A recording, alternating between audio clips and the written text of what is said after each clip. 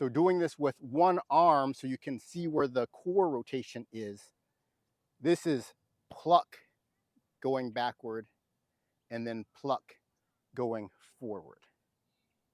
Push going backward, push going forward. It's hard to see the difference when we have both hands up as we do when we do apparent close-up and as we do when we do the end of grasp the sparrow's tail.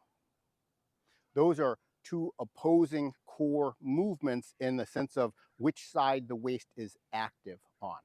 I do the Tai Chi Code because I think it's important to understand what we can't see visually, because there's no way you can see that visually, but it is a very different motion when we're doing it and we understand what the differences are.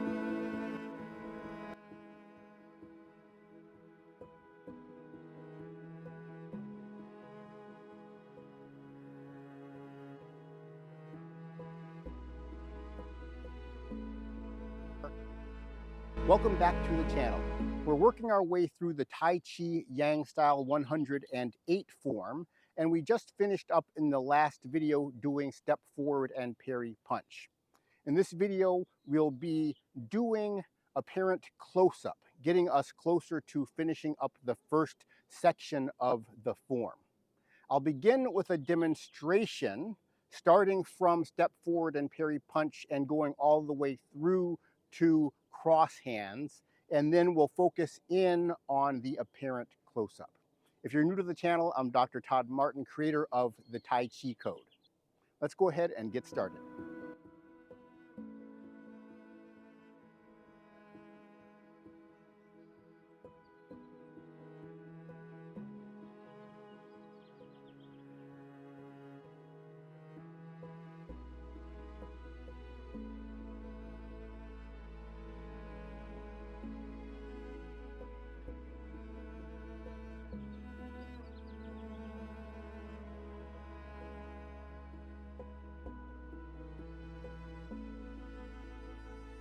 Now let's go step by step through apparent close-up.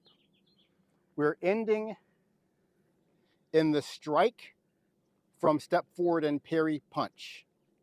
And what we're going to do is slightly rotate the body towards the right, and we're going to sweep the left palm underneath the right forearm. And the hand is going to turn palm up as we do that. And so we have a bit of a crossing of the arms here. And the right palm is going to open up from the fist to more of an open hand. Then we're going to shift back and do a slight push downward with the palms as we sink back towards the right rear leg. And then we're going to shift forward and bring the palms up in a pushing-like position. I say a pushing-like position because this is not the same core movements as a push, as in the push that we did in Grasp the Sparrow's Tail. This is a different core movement energy, which may be why this is not called a push, it's called apparent close-up. The movement looks like the same push, but I'll explain the difference in the core energy in just a second, because it's very important. This is a pretty short movement, so let's go back to the beginning and I'll explain the details of the core movement. Typically, I'm going to explain more of the core movement on the Tai Chi Code website, which I will link in the description section for those of you who really like to get into the details of the core movement. But we're beginning in an actual push position. Push in the Tai Chi Code being extension from the active hip, waist rotation, active on the same side as the active hip. So I'm turning forward with the right upper waist. I'm turning backward with the right lower waist, which also goes along with tucking with the right lower waist or lower abs, creating the root on the rear leg. That is a push action. Same that we do at the end of brush knee here, and it's the same that we do at the end of the step forward and parry punch. What we're going to do as we sweep the left hand under is I'm going to flex the right hip, turning from hip extension to hip flexion. And then I'm also going to change the rotation of the upper and lower waist at the same time. So as I flex the right hip, I'm going to turn the upper waist to the right and the lower abs to the left. This is a split action. So the split action is that we see in Parting the Wild Horse's mane. It's the same core movement that we're doing from this position. Then we're going to do a pluck action going backwards. And I don't mean pluck in the sense that we're doing the grasping, which is what most people think of as pluck, but what we're doing is the core movement that causes pluck, which is extension of the active hip and then the waist rotation on the opposite side from the active hip. So it reverses the waist rotation compared to push. In push, I have the waist rotation on the same side as the active hip. In pluck, I have the waist rotation on the opposite side of the active hip. But in this situation, we are moving backward off of the forward hip extension. So from this position, I'm extending the left hip and I'm going to turn the upper waist to the left, lower waist to the right, rooting the right leg. And it's going to cause a pushing down action.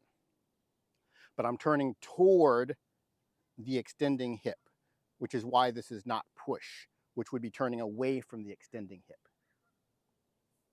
And then we're going to reverse the pluck, and I'm going to extend the right hip and then activate the waist rotation on the left. So this is a pluck action, not a push action. When we did push and grasp the sparrow's tail, we end up pushing back and down with the extension of the left hip and waist action on the left. I'll just do one arm so you can see the difference. That is the push back and down and grasp the sparrow's tail, and then we push up and forward. And so you can see which arm is really projecting there in push. So we have push back and down, push forward and up in grasp the sparrow's tail. In apparent close-up, we're reversing the core waist movement. So I have